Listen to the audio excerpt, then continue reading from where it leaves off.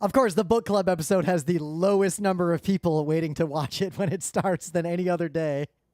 Oh, listener asked what they want, right? Be careful what you wish for. Thing is, the book club books look like they get a long tail last I checked the stats as people read the books. So that sounds okay. Who cares? That's the point. I don't care if people listen today. I just want people to read this book and then enjoy commentary with us. No. All right. Anyway, I just want to make podcasts. I don't care if anyone listens. It's their problem. All right. Yes. Put a little marker there. It's Thursday, July 7th, 2022. I'm Rim. I'm Scott. And this is the GeekNights Book Club. That's a name I haven't heard in a while. Tonight, to quote Scott, after the Genji debacle, we have moved on to Ninefox Gambit by Yoon Ha Lee. And tonight, we are going to talk about Ninefox Gambit. Leave a little mark there. So since, we've only done, if we count the average number of book club books per year, that stat looks great until recently. So if you're not familiar, just to be very clear, we are going to assume that you have already read Ninefox Gambit. So we're not going to explain the plot. We're not going to worry about spoilers. We're going to talk about this book like we would among ourselves and with our friends, and you're a friend who has read this book. So if you have not read this book, I would suggest you stop listening to this episode and go read Ninefox Gambit first and then listen to this episode. But I can't stop you, I guess. So yeah, if you really just want to hear people talk about a book you haven't read or partially read, that's your choice. I did read how Attack on Titan ends to decide if I would continue watching it. And you know what? I didn't continue watching it after reading that. So yeah, anyway, so the deal is we've had this book club thing going on. We had the Tale of Genji debacle where it took way too long to read for a number of reasons. And then after that, we alternate choosing books, right? So Rim chose City We Became, which was, we discussed, you can go listen to our episodes about that to discuss to whatever you got to hear about that one. Yeah. And then it was back to me again. And I was the one who... I chose the Genji. I take the full responsibility, right? Yep. But you could not have foreseen a global pandemic, getting rid of my commute. Not at all. But if I had chosen differently, chosen a very easy to read, small fantasy sci-fi novel like a good nerd, and not the first novel ever written by humans ever, in another language that in an archaic style of that foreign language, and then translated. That's very long. Well, you did also you chose the unabridged version, and two, there's no you always got to choose an unabridged version. All I'm saying is, if push comes to shove, there is an unabridged Count of Monte Cristo. Anyway, so yeah, I take responsibility for that choice, right? And to make up for that choice, I said, all right, well, it's my turn again. This seems unfair that it was my turn for 2 years plus, then it was Rim's turn for a month. It's still Scott Johnson's turn in that Civ 5 game. And then it was my turn again already, and it's well, this seems wrong. What should I do? Should I give Rim more picks to make up for all that time? What should because Rim read the book slowly too. He's also partially. Oh yeah, there was a joint effort to not. It's not like Rim finished it in a week or something. Yeah, it was a joint effort in the Tale of Genji right there. Yeah, but anyway, so I'm all right, here's what I'll do to make up for it. Right, is I won't even pick. I will defer my pick. And because I know the listener of this show has always, frequently, and for a long time asked us to read one particular book. And I said, you know what? I actually don't know anything about that book other than that it's, a sci-fi novel of some kind.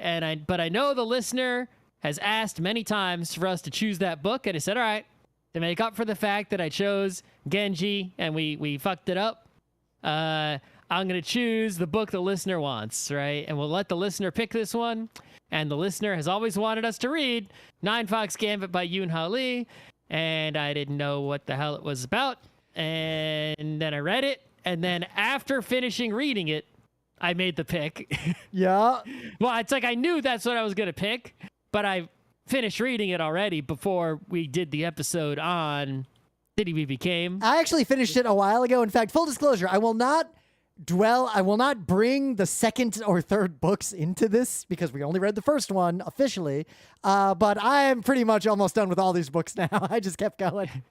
That's how Rim does. If we read a book that's the first in a series as a book club book, Rim almost always, 99.9% of the time, goes on to read the entire series. I usually will just read the one book and stop, or I will wait till the whole series is done and try to read it all, sometimes finishing, sometimes not. Yep. We did one culture book. Time to read every culture book. Oh, Wheel of Time book. Time to read every Wheel of Time book. All 14.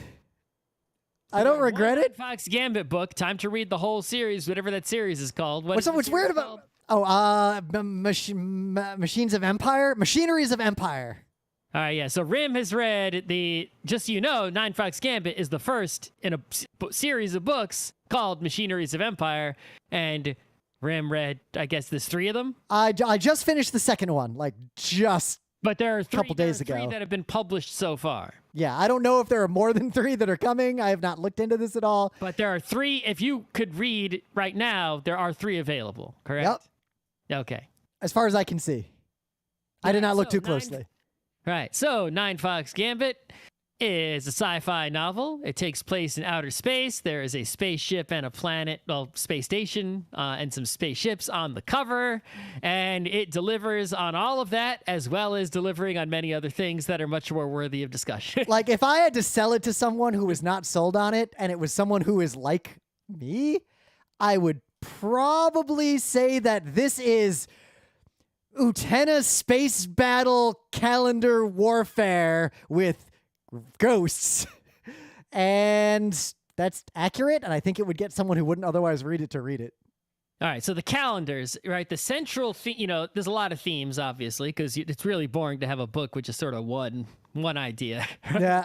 If you only got one thing to say, that's not a whole novel, right? That's a Ray Bradbury short at that point. Right, exactly. You got to have a whole lot of things to say, but, swirl those around as side threads around your core central thread, and the central thread being colonialism, right? And, imperialism, etc.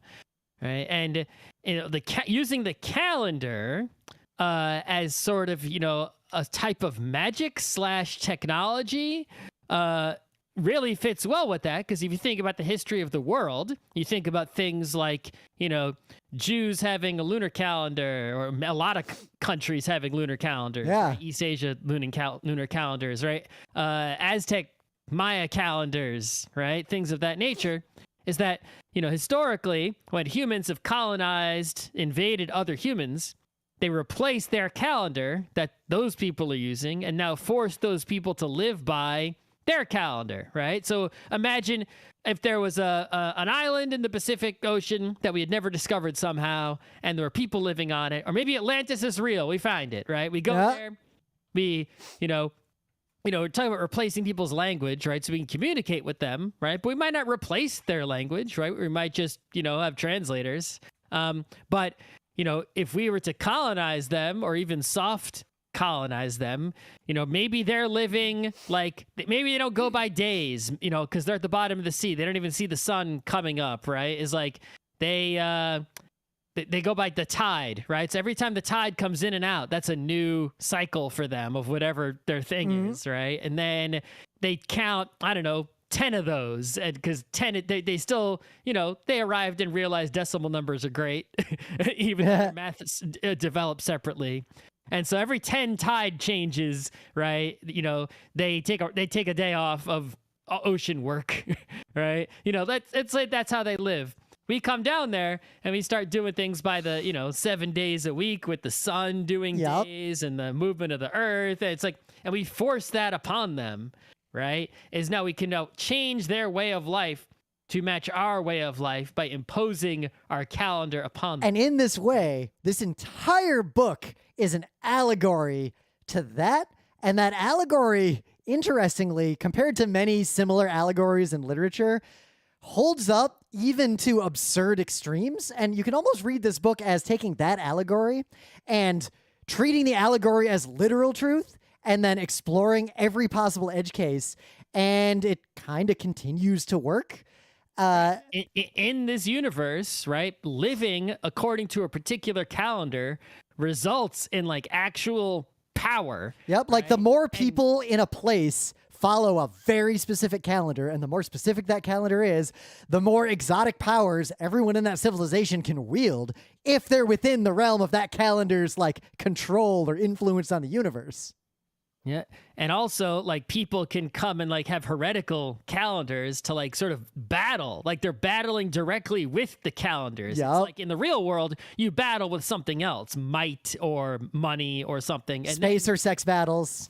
Right. And then the calendar is just something that you impose to control after domination has occurred. But here, the calendar actually is, the weapon as well, right? It's like you battle with the calendar itself.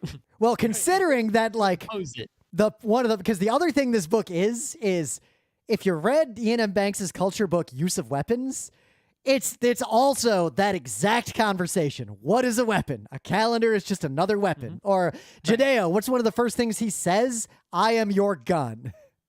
Yep. I mean, and in the same fashion in this book, right, when there are actual military battles in this book, because there are plenty of them, both on the ground. I mean, the book starts with a ground military battle, right, of like infantry battling.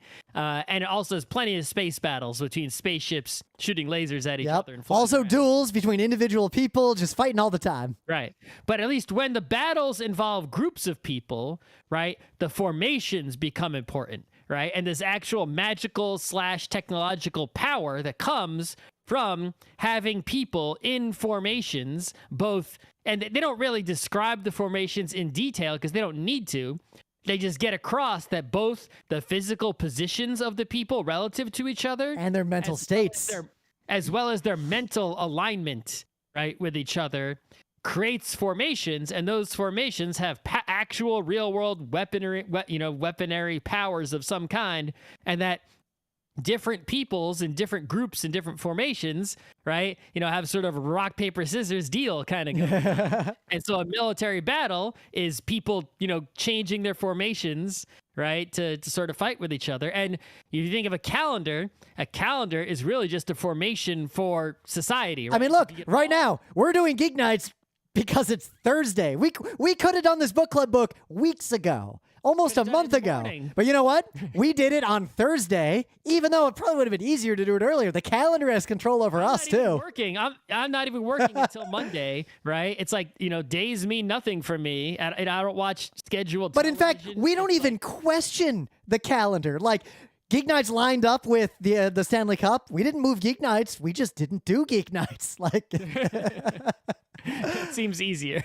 But also think about this from the perspective of society. Like, if you conform to the sort of general way the society you live in functions, regardless of whether or not you believe in like that's the right way, your life is just better. Like, if I stopped wearing pants, I wouldn't die, but I probably wouldn't continue to be gainfully employed in the way that I am today. Mm. And this is like one of the fundamental themes of this whole book is like this society, and is it healthy, and is this sustainable as a society shifts from being in a far future individuals making decisions within a system to individuals being nothing more than the substrate upon which the system itself exists. Mm-hmm. One could argue that as you read this book, all these factions that get mentioned are basically intelligent, sentient gods that are just composed of a bunch of people following these formations. And the hexarchate, which used to be the heptarchate, or heptarchate, is basically just this meta god.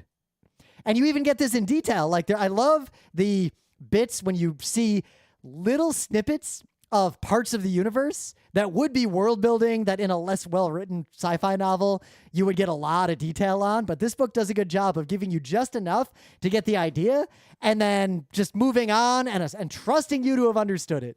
But there's this idea in the Kel of the composites, and I find that fascinating that, I'll say in my real job, I'm a product manager, right? I make decisions and I have a bunch of people who work for me and with me. But what if I merged my brain when I was at work in a machine, like a VR magic brain machine with all of my peers, and we together formed a composite entity that made decisions like a single person. And then we signed out of that thing at the end of the day. And it's clear that that's how senior commanders in the Kel operate. They form composites instead of individuals. Yep. And so, right, you go from that idea to what the actual story of the book is, that there is a single Kel commander, right? Good old Jadeo, the deuce of gears. Well, not that guy.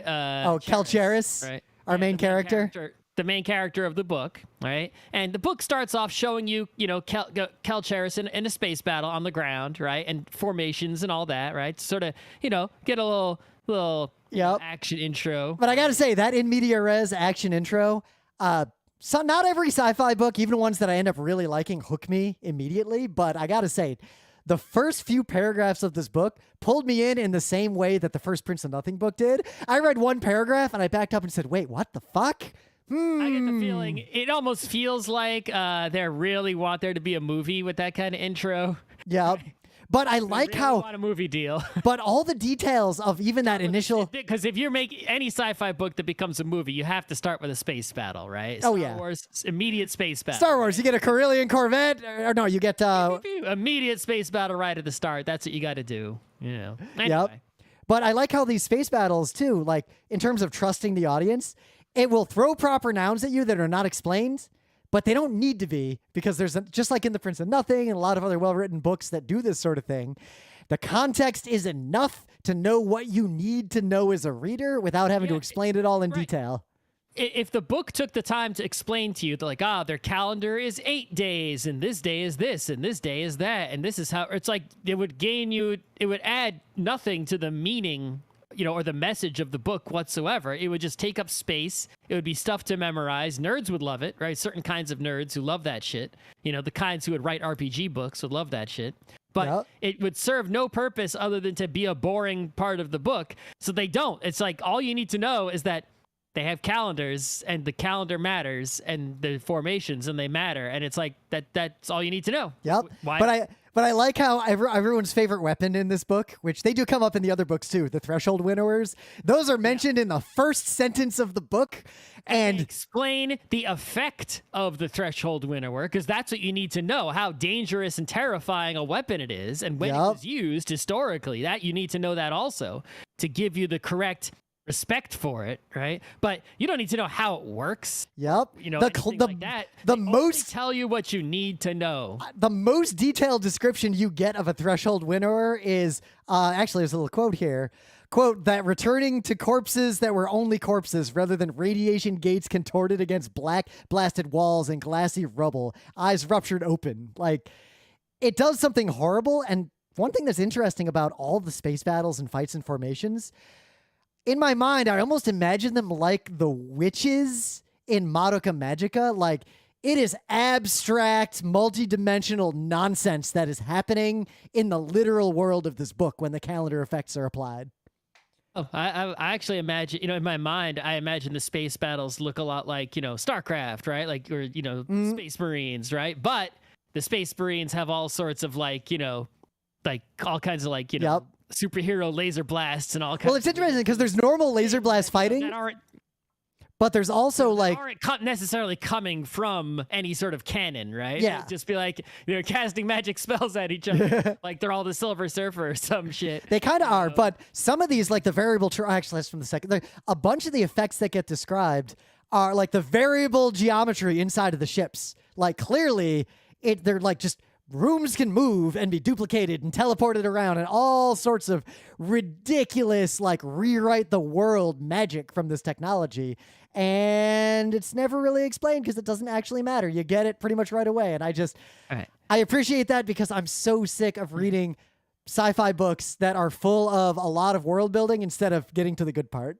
Yep. So you got this main character, Kel Cheris, right? In this. She's great, by the way. Yeah. There's basically. The thing that's, I think, is really interesting is that the main character and the entire focus of the book is from the perspective of the bad guys. It would be like if fucking, I don't know, not Darth Vader, but like maybe, some really high-ranking TIE fighter pilot. Who is the silver character from the the newer Star Wars sequels. Oh God, The Stormtrooper one. What was her name? I've already lost them. I've basically stopped paying attention to Star Wars. The main character of the book. It's like Kel Cheris is, not a bad person, but is on the bad guy's side. Well, and is not. It's interesting in that they're the bad guys fighting for the bad guys and is not at all. And usually when you have that scenario in a book, 99 times out of 100, it's a story of that good main character realizing they're working for the bad guys and rebelling and something like, or revolutioning. In this case, no, she is 100% on the side of the bad guys, is on the bad guy team, full on. And the whole story is from the focus of the bad guys. Well, I will say one thing from the future books. I don't think there are good guys. There might not be, but the heptarchate / septarchate well, is definitely this an is evil empire. It is best. It is a moral and sort of self-perpetuating empire in the way that empires are, and there are other empires that are similarly powerful with their own calendars adjacent to it.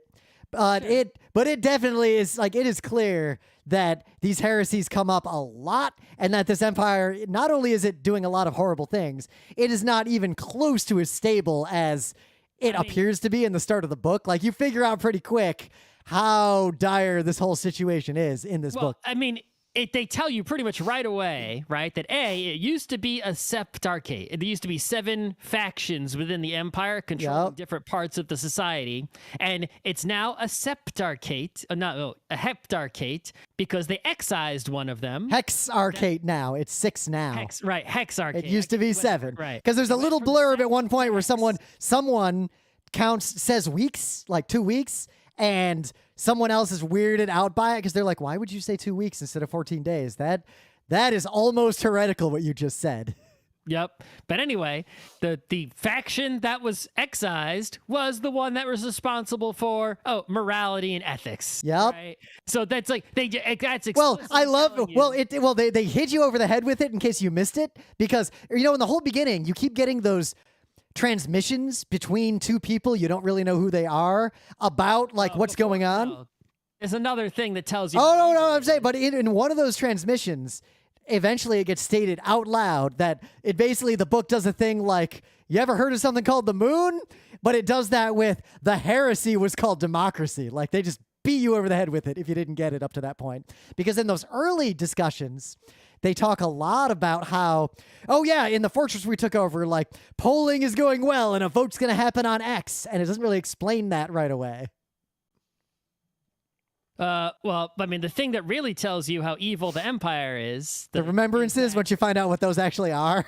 Yes, there's the remembrances, right? So as part of their calendar... Right. There's also rituals, right, that had to be performed. Holidays, right? Yeah. That's a part of a calendar. I like how the book sneaks this up on you because they're pretty benign, the ones you hear about at first. And then it doesn't actually reveal to you how horrific and violent the remembrances are. Well, it just tells you, it basically says they're horrific and violent. They do ridiculous torture of heretics as part of these remembrances. Right. Well, or not, maybe not even heretics, maybe just anyone, right? But the point is, yes, as part of their holidays, in order to make their calendar work, right, the calendar that they have constructed will not hold its power unless they conduct these particular remembrance rituals that involve ritual torture and sacrifice of people, right? Yep. So not a great society. Right. Some people would like to, right? There are some people who express the thoughts like, we would like to get rid of these remembrances, even though the ethics and morals have been excised from their empire, right? There is sort of a distaste for the remembrances. Like, we wish we didn't have to do those, but they recognize this absolute truth that if they didn't have those, their calendar would lose all its power, and they would have to use it's like, they try to come up with a different calendar that would work without the remembrances, right? And they can't seem to come up with one. Yep. So they're just ritually torturing and sacrificing people and being okay with that. They rationalize it that there's no alternative we know of yet, and that's how they rationalize it as a society. but they're just chill with that. They're just like, yeah, remembrances. But it's also interesting how that sort of evil empire. that lead no that question whatsoever. that fits back into this like overarching theme in the book around how the hexarchate itself almost ends up functioning and having an inertia and a will on its own, arguably even despite the preferences and will of all the people that constitute it. Like, you could have a society, in the real world, we do have societies like this where the far majority of people want reasonable things, yet the society itself chooses the opposite of what the majority of its people want. I'm not talking one dictator. I'm talking like the society itself, because it's very clear as you start to see the leaders later in the book of the society. You see the leaders early, and I think you don't see them later on, right? They're like right at the start of the book. There's this one chapter with a character who is the leader of one of the sections, one of the 6 groups. And it's pretty clear that even though there should be like 6 equal leaders, it's pretty clear this person is effectively president, emperor, king, whatever. Like, they're actually the one in, above the others, at least by a little bit, right? And he's got to deal with one of the other 5 equals, right? I will say in the second and third books, or at least in the second book for sure, you see a lot of like their board meetings, basically. Like, you see a lot of them interacting with each other. I'd imagine so, right? And the other one he's dealing with is sort of like, I guess he comes across, I forget his name. He comes basically the guy who's keeping Jedao, right? Oh, yeah. Well, there's Kujin, the guy who is basically one of the few people in the Empire who figured out within this calendar a way to be immortal. And so that's the guy who keeps Jedao. That's the, he basically comes across to me like a mad vizier wizard dude. Oh, absolutely. That guy is, because the one thing we know from this book about immortality is that he's got some way to be immortal that everyone's trying to figure out. The other factions are trying to figure out their own ways to be immortal. And all we know is that they know a little bit about how he does it, and they don't think it's a good idea, and they wouldn't do it to themselves. But and everyone else who's tried has suffered and died horribly. Yep. So. And then we also learn toward the end of the book, like the final puzzle piece, that it's probably very similar to what they did to Jedao, our semi-main character. Well, it involved the same piece of technology. The black cradle. Yeah, and the carrion glass. Right. So really, anyone who's ever messed with the black cradle ended up in bad or dead shape, except for Jedao, who we'll talk about in a second. So I love how he is portrayed as insane. And Kujin, who became, a mad vizier, wizard, immortal dude. Yep. So we've got Kujin, who is immortal and appears to be insane to some degree. And then we've got Jedao, who everyone in the society is telling us, the reader, this person is insane. But then when we meet this person, they seem perfectly reasonable and perfectly rational, and that stays true all the way to the end of the first book. Yep. Like, it's hard to disagree with them. Jedao did something in the past that was horrifying, right? Yep. I like how what he did was basically win a battle and then also destroy his own forces and then murder all of his staff. Yep. So there was Kel Cheris is just a commander in the Kel section of the hexarchate, right? Which is a military section, right? So they're a military. Yeah, what do we got? We got the Kel, the Shuos, like those. Those are basically like the spy type, people, right? The intelligence CIA type people. Yep. The rest of them don't. The Nurai, the scientists. Yep.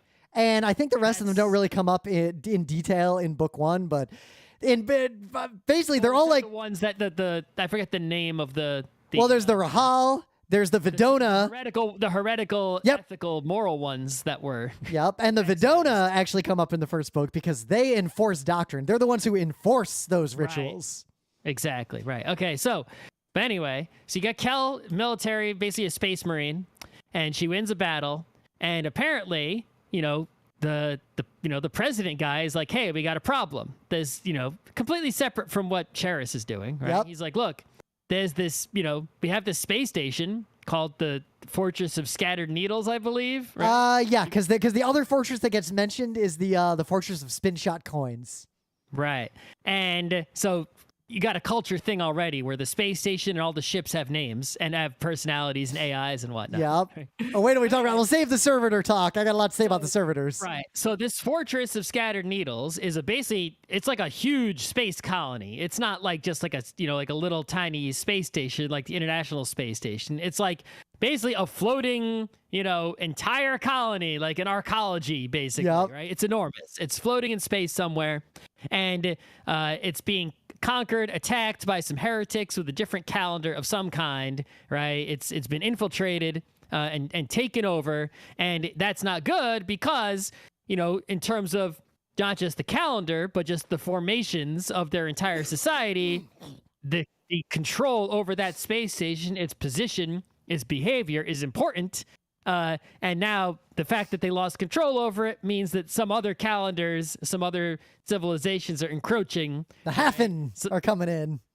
Exactly. The Hafen, all we really know is that they're some other empire with a different calendar. Right? Yep. They're heretics. And they seem to in some way be helping the heretical uprising in this fortress. But we don't know really too much about them other than that they are other, right? They're enemies of the hexarchate. So book 2, you'll learn a lot about them if you're curious. I'm sure you do. Anyway, so yeah, the leaders of the hexarchate are like, we gotta do something about this, and in a very sort of Prince of Nothing fashion, they come before, right? And it's like they know what they want to happen, but rather than just order it to happen, directly by saying do this, right? They set up circumstances.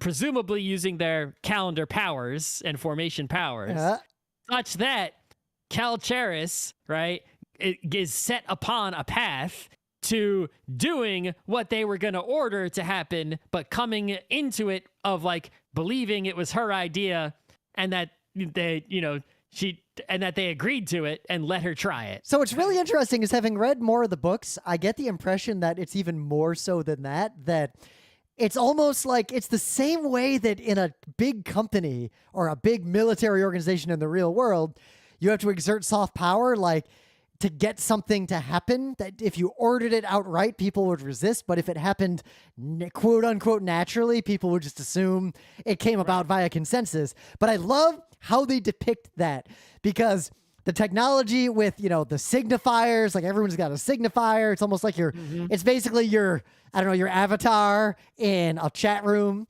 You don't even get to pick it. Like, it picks you to a degree, but then you choose, like, there's this whole thing in the book, of course. But I like how the way they do the interviews is they basically get a bunch of people to each present, here's what I would do if you put me in charge of this situation. And everyone's got it's like the space station is being conquered, right? We gathered you all here because you're all, top quality people in our empire. Everyone present your idea on how to solve it, right? And they just go around the room just like normal people. Like, what's your idea? And someone was like, really big spaceships, right? Yep.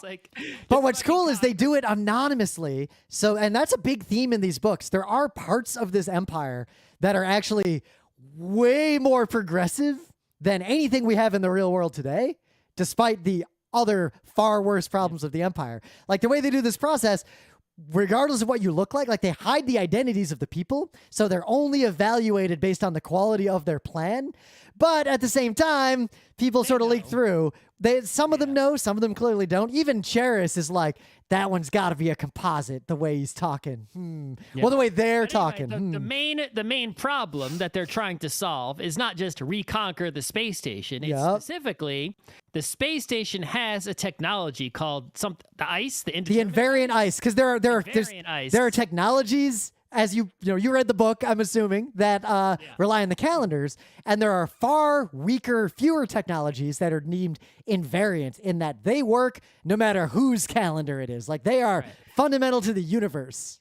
Right, so the invariant ice, they don't really describe it too much, but you get the idea that it's basically an impenetrable ice shield of some kind, and there's basically no way through it. Like, nobody knows how to get through it. And the sort of an open question of, well, if the space station had invariant ice, how did it fall to begin with? Well, because it fell from within. Right, exactly. But now to take it from the outside, you have to beat the ice. So really what the people are presenting are not ideas on how to conquer a space station, because the answer is a bunch of spaceships, right?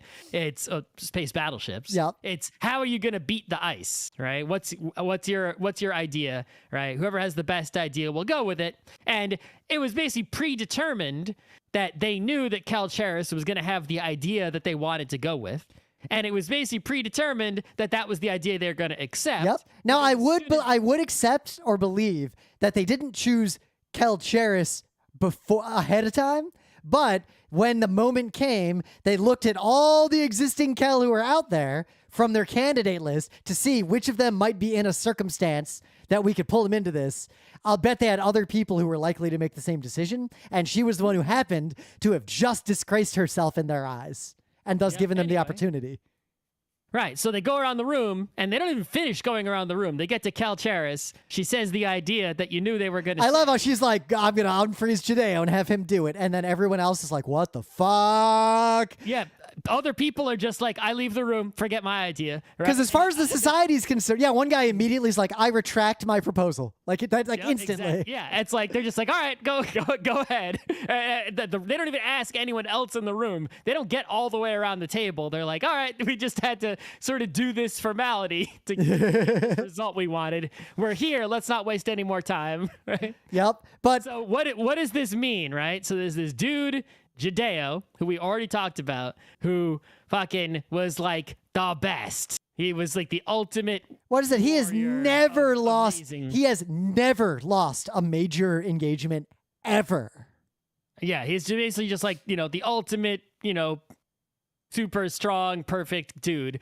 But he's dead. Well, not entirely dead, right? He has immortality thanks to the Black Cradle, only he's not in a corporeal form. He's somehow frozen in some kind of thing. It's clear. It fairly feels like some sort of, we have copied his brain into a computer and we saved it for future use. Right, exactly. They don't explain it because it's not necessary to explain it. Just like they don't explain how the calendar's working. I do like the foreshadowing of the carrion glass and the carrion gun, because that comes into play in the very end. Chekhov's carrion glass. Yeah, because full circle in the very end when he basically has convinced or tricked Kel Cheris into subsuming herself into him and just giving her his body. And like his plan all along was clearly, my reading of this, just from the first book, he won those battles even if he disagreed with anything this empire was doing, because his only plan was to eventually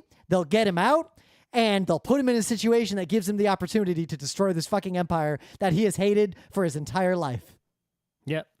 So, this dude is just, I guess, only in an incorporeal form of some kind. It's very much like he's frozen by the Nazis. Every couple hundred years, the Nazis wake him up and send him to fight a battle they don't think they can win.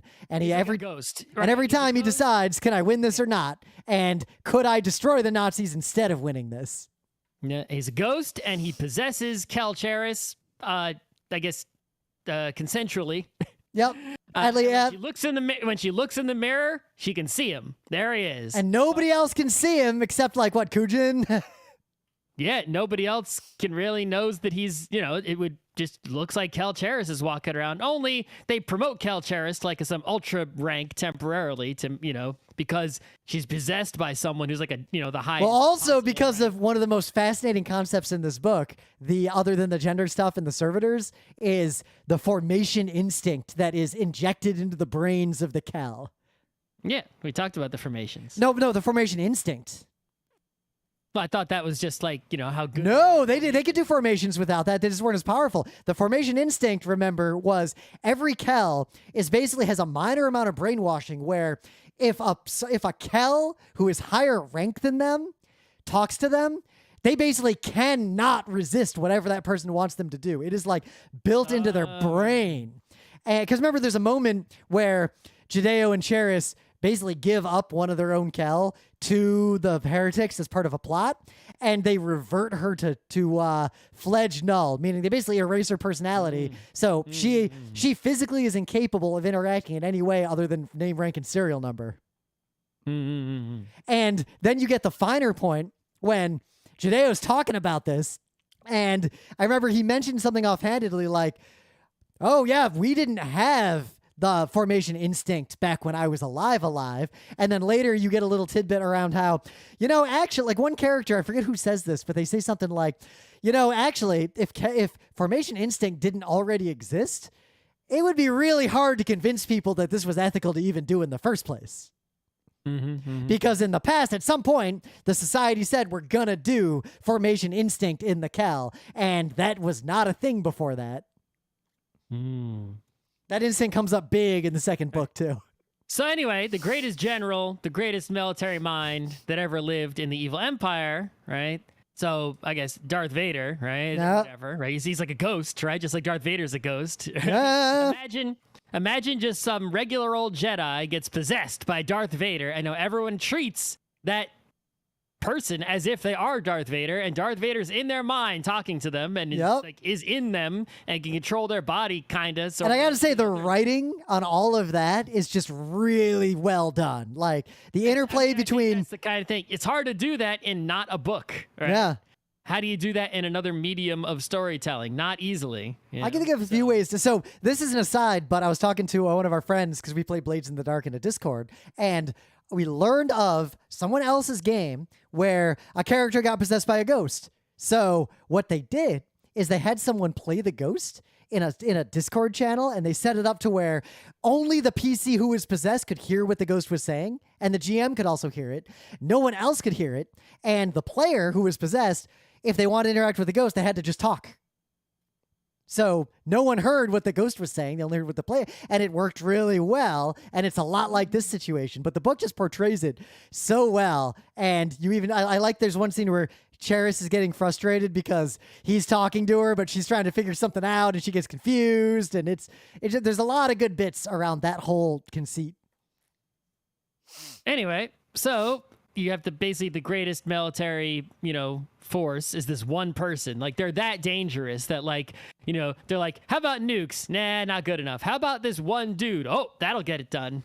It'd be like if, oh no, we have a Final Fantasy IV problem, and you unfreeze, like, the guy who's had the world record in Final Fantasy IV running for 400 years. Yeah. So they send this dude in Kel's body, Kel and Jadao, out to do the space battle, and the rest of the book is pretty much just space battle. Yep. It's like, there's a lot of developments that happen during the space battle. I mean, really, right? It's pretty fascinating how as a reader, one, Jadao convinces me to go along with him. Like, I'm pretty much on board with him pretty early. I'm on board with him in terms of, like, if you want the hexarchate to win, he has the right idea. I pretty early on assumed I'm not on board with helping them win, but it's clear that he doesn't actually like them, but everything that he's saying is like helping them win at least this immediate I was very sure from the first third of this book, and I was 100% sure by the end of this book, that he was winning those battles in order to lose the war on purpose.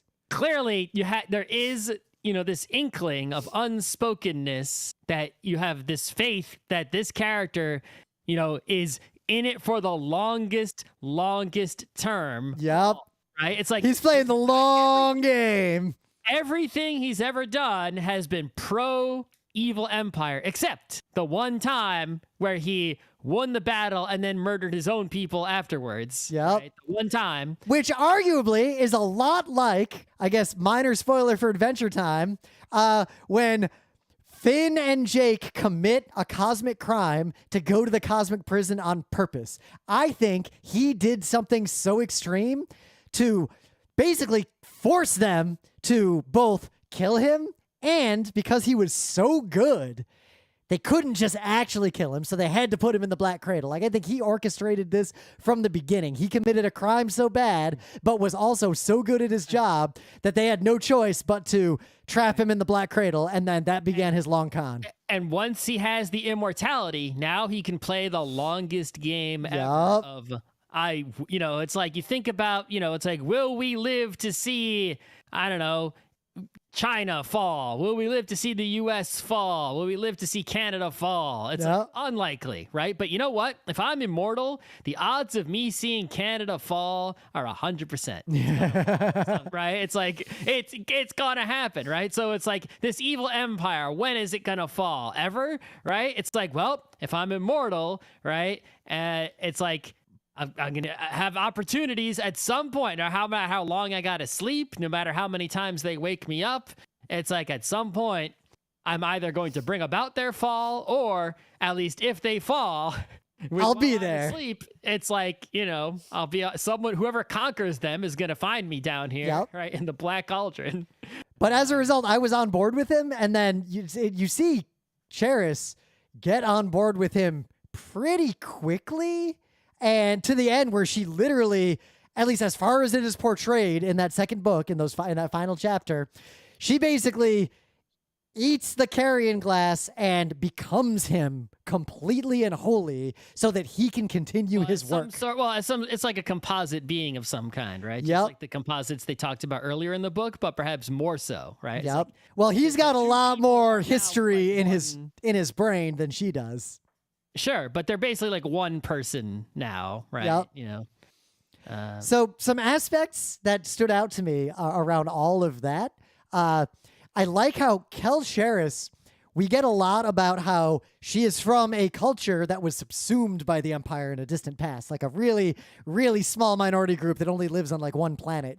And bit by bit, you get all these notes about how, like, oh yeah, even the Kel were this completely unrelated spacefaring people who were probably conquered by this empire at some point and then joined it.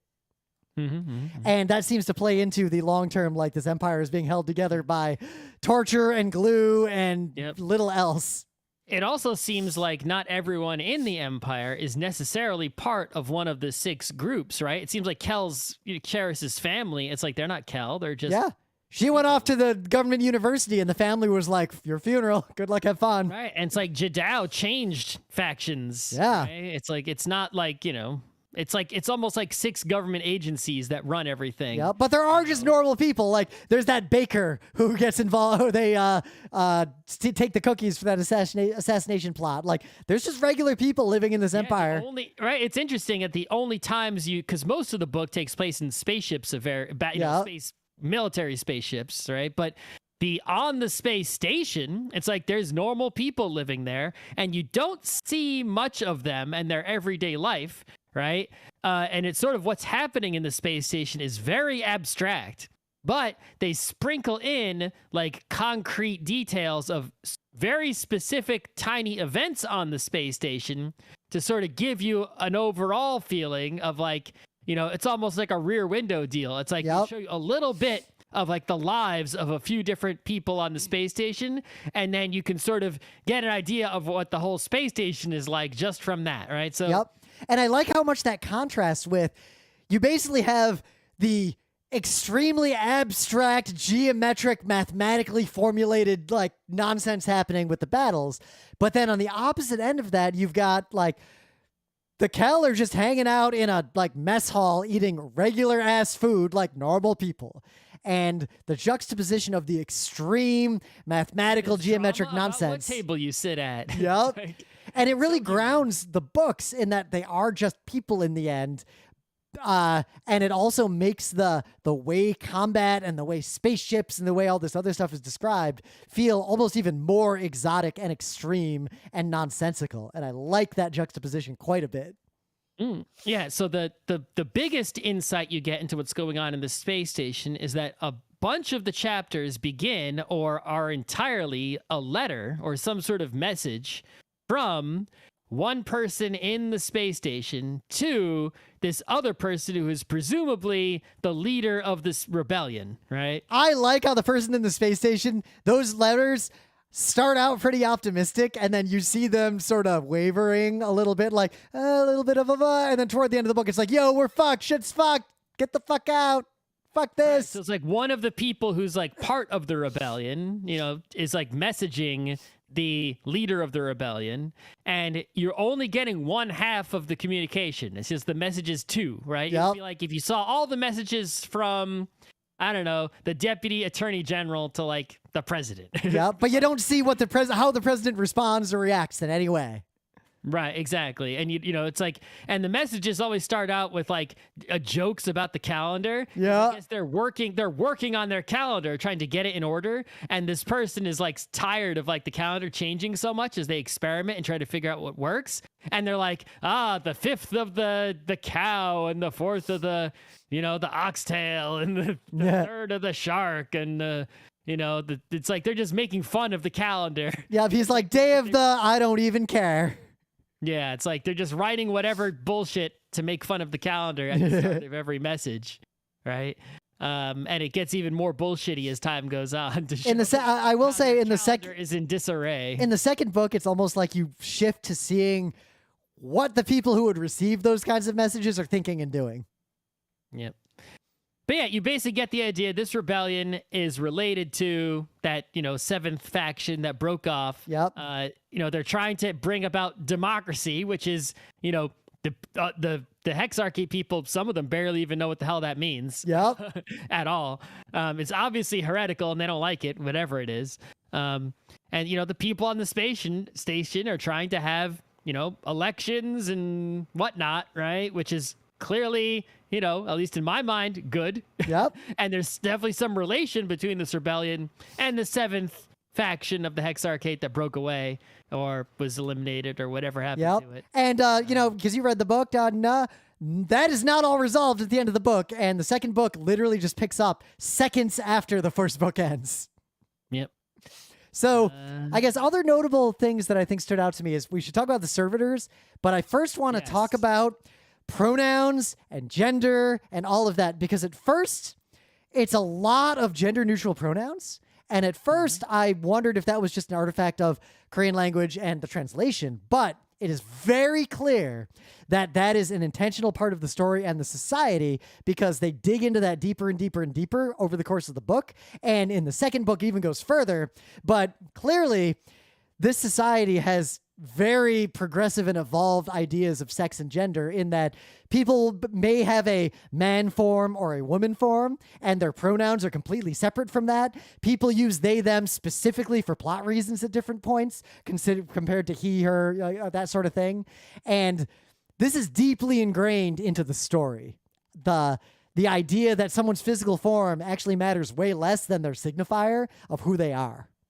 Yeah, it also shows you that like you can have an evil empire, right? That it can also be progressive in many ways. It's like, you know, you can have a fascist country that has free universal health care for its citizens who are all, you know, right, deemed to be, you know, good people. Here's a less extreme example. Napoleonic France, way more progressive legal system and way more progressive society in many areas, but as we both know, extremely not that in many other areas. Yep. And so it's sort of that's interesting depiction. It's like there's scenes where you see like when Jadao was in school, it seems like a normal college scene. Yeah. It's like, actually, the school feels all the school flashbacks feel a lot like Utena or like Tenchi Muyo school flashbacks. Probably Tenchi Muyo fits better, but you haven't watched it, so I couldn't. Well, that's because the story of what was going on in the school was about, you know, rivals and, you know. But also it's this very like, you know what you want? A lot of anime, especially 90s anime that were sci-fi and into the early 2000s, they'll have like this vague idea of, oh yeah, I know that person from the academy. And there'll be sort of a vague space academy that for some reason every fucking main character interacted with in some way. And the schools... Space Academy. Yep. But the schools in this feel very similar to that. This whole book feels very anime. Like, there's a lot of anime type stuff. Yep. Especially in the end when some of the formations get extremely abstract, like people evaporating into literal matrix numbers and such. Yep. But two, the servitors are fascinating because they are... I would be shocked if they were not directly inspired by the drones in the culture books. They are like the same kind of entity, like to a T, and they're delightful. I love the servitors. So there's some sort of intelligent machines. They're definitely sentient, as is proven when Kel Cheris and Jadeo have them join fucking formations. And I also like the touch of when they ask the servitors to join a formation. One, all the other Kel are like, the fuck? Servitors can't do that. But not only do they ask them, but they ask them. They want the servitors' consent. Yep. Well, I think the other thing, and the servitors are surprised. The fact that they're like, "What do you like? You want our consent? Okay, interesting." But the book makes a frequent point that there's these AI servitors, right? Yep. Serve is in their name, right? They exist just to like serve, you know, the hexarchate the way Rosie the robot serves the Jetsons. And it is clear that in the when Judeo was alive, they were not yet sentient, and they are now in this future from that time definitely sentient. Right. But also, it seems like almost everyone, or literally everyone in the entire hexarchate just sort of ignores them, like as if they're not sentient, as if they're just these automated robots that like clean the hallways and cook food and do shit like that. Except Kel, right? The Kel, and especially Cheris, she like just thanks them when they do stuff for her. Cheris, yeah. yes. But what's fun about that is when you get servitor scenes, I like how they notice that and they all really like her as a result. Right. Well, that's the thing, is that is used as a device to sort of make Kel Cheris seem like a good person, as different from the other people, right? It's like she actually cares, has some sort of morality, has the recognition, is able to recognize that these servitors are sentient, right? Beings that no one else recognizes, right? That she, can care for others, right? And no one else is doing this, right? And it sort of sets her apart as the main character, that she does this and befriends all these robots more so than she befriends other people in the hexarchate. And, in return, they like her for it, right? And they help her, sort of, and they're like, R2D2s. And whatnot. So. And I like how, just like the humans, man form, woman form, alt form, then they also have like bird form, snake form, dog form, whatever. Like they all kinds. Yeah, there's all kinds of forms of the robots, right? It's like, but it's an allegory to the real world. Because if you out there, if you, the listener, have not interacted with very wealthy people in the real world, one thing I can say with absolute certainty is that very rich people in the real world treat the humans who serve them the same way the people in the hexarchate treat the servitors. They think waiters and butlers and maids are invisible automatons, and they will say things in front of those people that they should not say in front of anyone. Like they don't even consider the idea that the waiter might overhear something they say that is sensitive. It doesn't even cross their mind that the waiter exists once he's out of view. Like rich people are really like that. Right. So in getting help from the servitors, right, Kel Cheris gains access, and Jadao gained access to information. Because the servitors know fucking everything, because everyone in the Empire just treats them like they don't exist. Exactly. They know everything, and they are also vastly much more powerful than they imagine, because they can go everywhere and have access and do all sorts of things, and also they're fucking robots. The humans are really lucky that the servitors are different forms with different powers. Well, I like how the servitors have their own empire. Like they have basically built all their own secret tunnels. They have their own society. There's that one bit where they even, whenever they're not. It's like, while they serve the hexarchate and, don't like try to overthrow it or anything, they're almost like in a symbiotic relationship where it's like they're literally just playing board games like in the walls when they don't have work to do, basically. It's like they're still their own thing, and it's like they just come and help the hexarchate, and then in turn the hexarchate gives them what they need to survive, and then they go back to doing their own thing. Yep. Yeah, but secretly. But the other fun things about them is like they are very interested in what the humans are up to. Like they seem to keep tabs on who's fucking who for no reason, just because they can. But I like this bit about how they have their own communication channels, and they actively try to prevent most humans from realizing that they are sentient, to the point that they take turns. This little bit of world building was so fun that they take turns whenever they discover that a human is in any way recording or listening to their communications channels. They fill the channels with the most boring nonsense possible until the human goes away, so that the humans never overhear them actually talking. And I thought that was a fun bit that is definitely going to play into the third book, the way things are going. Maybe. But yeah, that's a great, aspect of the book. That's clearly, it plays a somewhat significant part towards the end of the book where, they help out in the space battle. Yep. Right? And, but they're not like a huge part. It's clearly, though, a huge part of the world that will come into play later. Apparently, Rim thinks third book. I think so. Having read the second book, which just keeps on keeping on from the second book. Anyway, I'm not going to spoil anything for later books because we only had to have read one book.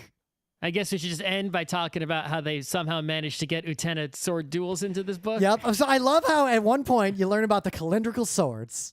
And also, like, Cheris is, like, way into K-dramas, like, very clearly. Yep. And, like, clearly a weeb, like a weeb adjacent type person. And there's a lot of nerdery going. Like, the characters have a lot of nerderies and hobbies and interests. Oh, the person who watches K-dramas and talks to the robots. I love how sometimes she watches the K-dramas with the robots when she doesn't think anyone's looking. Yeah. It's very, you imagine like a high school, girl bedroom kind of scene. But right? we only get a few of these calendrical duels. But basically, we know she has that calendrical sword. And She's very good with it. Yep. The way the duels are described is delightful because there is no way to describe it except it is like literally what happens in Shoujo Kakame Utena when they have a duel. Like dragons and fire and nonsense are coming out of these swords and everyone's flying around and they can do it lethally or non-lethally just for funsies. You get the impression they do it all the time. And it was a nice touch. It doesn't really play into the plot that much. It's just fun.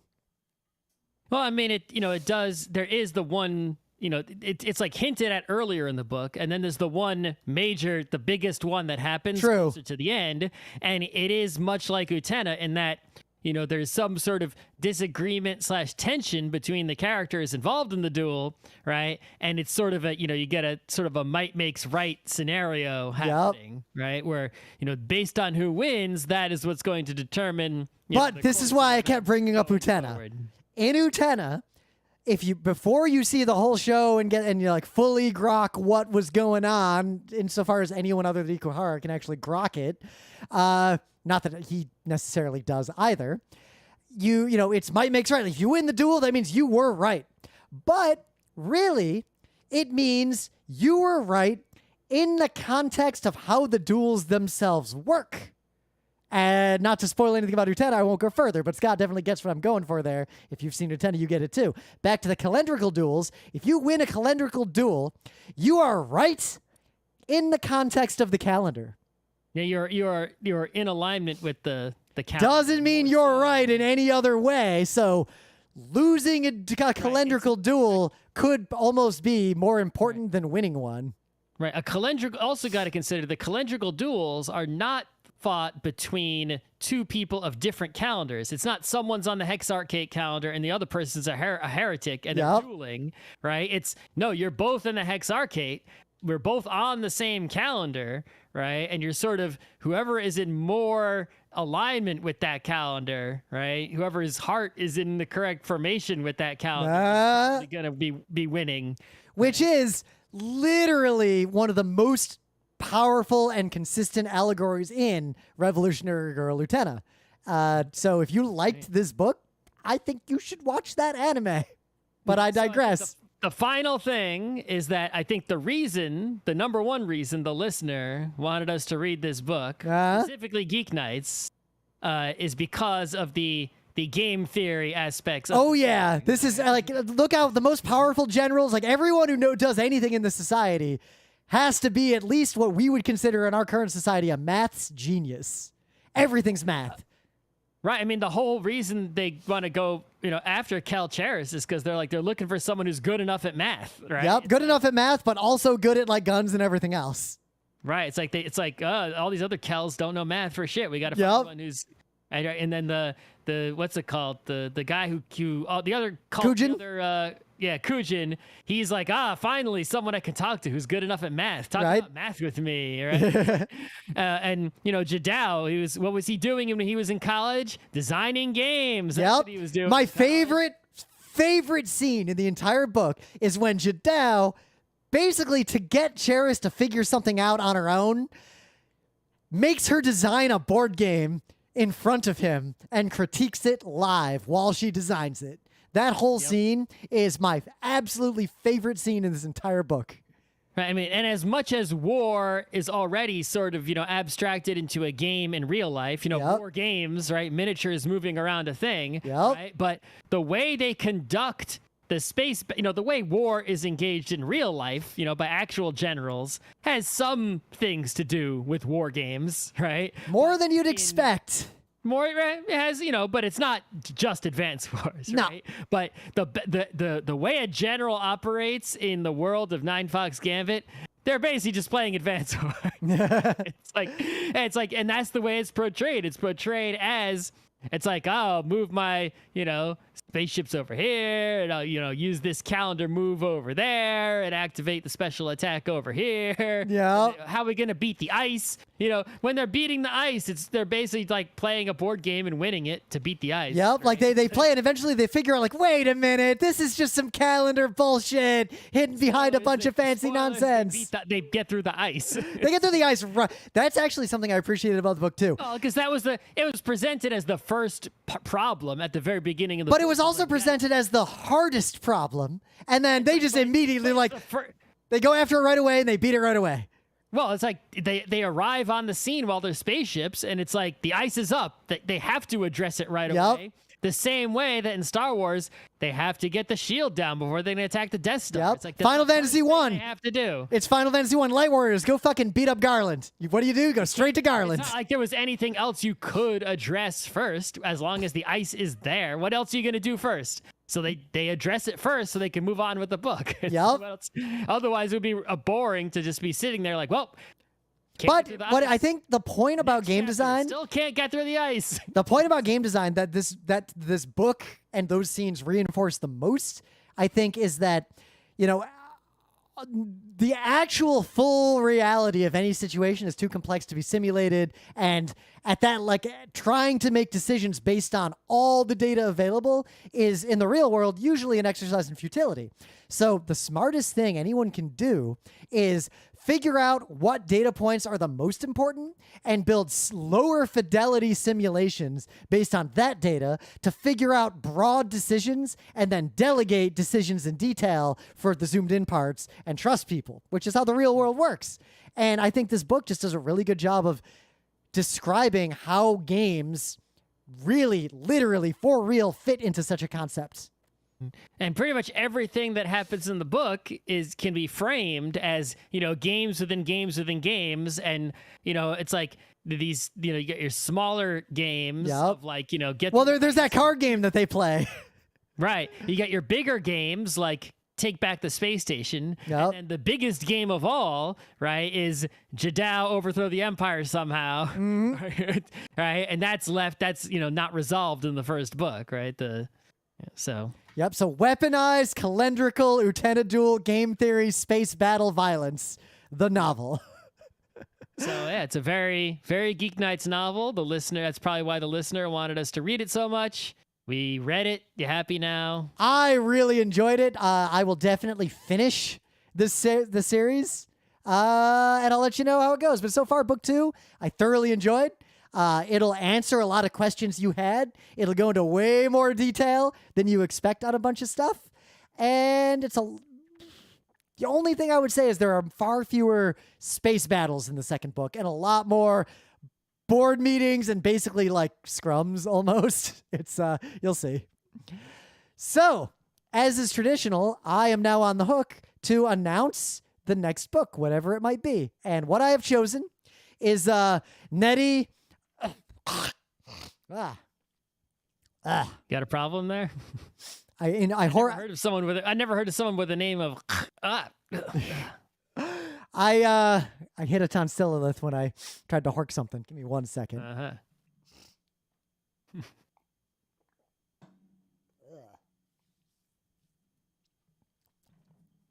The next book club book is Binti by Nettie Okafor. Okay. I know the name of the author, but I don't think I've read any book that they've written. So their books have been very popular and have been popping up in my feeds quite a bit, but this is the one that has popped up the most. And I'm just going to read a little snippet from her own website explaining what this book is about. Her name is Binti, and she is the first of the Himba people to ever be offered a place at Umza University, the finest institution of higher learning in the galaxy. It's a sci-fi. So it's space. We got another space college again. 2 space college books in a row. Yep, I'm in a space college mood. So this book, you can get your They Were 11s and your Utenas out of the way. this book fits right into that, and I'm really excited to read it. And I expect I will be finished with this book within a few weeks, but we'll give you, the listener, at least a month before we do a show on it, so you got some time. But I highly, highly, highly recommend this book. Wait for summer to be over. I mean, summer, laying on the beach and reading. I'll definitely finish this book pretty quick. I mean, my new job is starting on Monday, but I'm never going to work on Friday ever again, so. All right. I think we got a good show. Now I have to cook dinner, even though it's already 8. We're going to go out and eat, I think. Let me go hork the rest of this tonsilite the Blue out. Apron showed up on Wednesday, so Amanda needs to have a dinner for tomorrow. So I need to cook the Blue Apron and save half of it. See, we don't want to start any of that because we're going to Wildwood on Saturday morning, so we're going to eat out the next 2 nights. I'm not going anywhere. Yep. That is a shame. I was hoping you'd be there, but we'll do it again next year. I'm available on Friday and also Friday. If you ever want to go to the beach on Friday, maybe I should just take a day off and go to the beach on a Friday. Beach on Fridays, I can go to the beach every Friday. It's, not going to do anything else on Friday. All right, I guess we should drop. I hit stop and everything, so you can eat and I can eat. And no shows next week, obviously. Yep, okay, bye. All right, see ya.